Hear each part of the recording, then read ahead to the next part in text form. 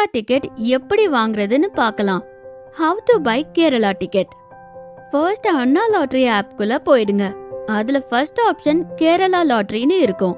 அதுல week lotteries and bumper லாட்டரிஸ்னு இருக்கும். வீக்லி லாட்டரியில நம்ம வீக்லி ஒன்ஸ் நம்ம புக் பண்ணிக்கலாம்.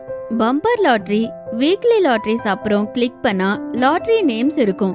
கருண்யா பிளஸ், நிர்மல், கருண்யா, அக்ஷயா, வின்-வின், 50-50 இருக்கும்.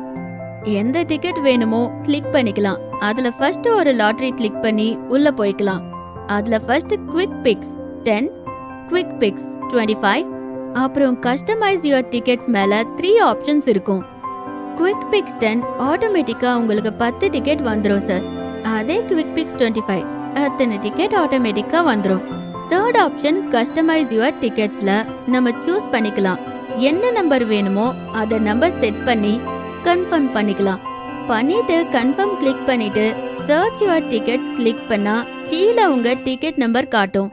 அதுக்கு கீழே ஷாப்பிங் கார்ட்ல நமக்கு என்ன டிக்கெட் வேணுமோ அத ஆட் பண்ணிக்கலாம். ஒன்ஸ் ஷாப்பிங் கார்ட் கிளிக் பண்ண பின்னாடி டிக்கெட்ஸ் அண்ட் அமௌண்ட் எத்தனை இருக்கும்னு காட்டும். அப்புறம் குவிக் பை கிளிக் பண்ணி கன்ஃபார்ம் பண்ணிட்டீங்கன்னா பேமெண்ட் சக்சஸ்ஃபுல் ஆயிடும்.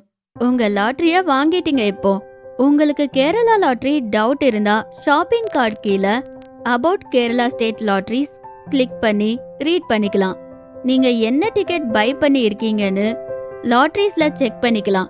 ரிசல்ட் வந்த அப்புறம் ரிசல்ட் செக்ஷன் போயிட்டு செக் பண்ணிக்கலாம். இல்லனா டிக்கெட் நம்பர் வச்சு கூட செக் பண்ணிக்கலாம்.